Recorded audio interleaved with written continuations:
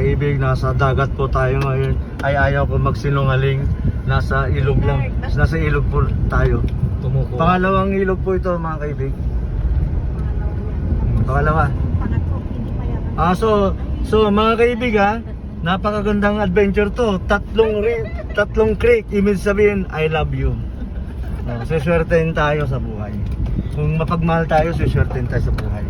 Pero yung pag sa romantic isa lang ayos, awa lang natin. Pero yung love na love sa Nandito kapwa, tayo. yun, yung pangatlo. Saan ulit? Pangatlo daw. Dito na ulit? Wow, I love you nga tatlo Oh. Tawa si Nora.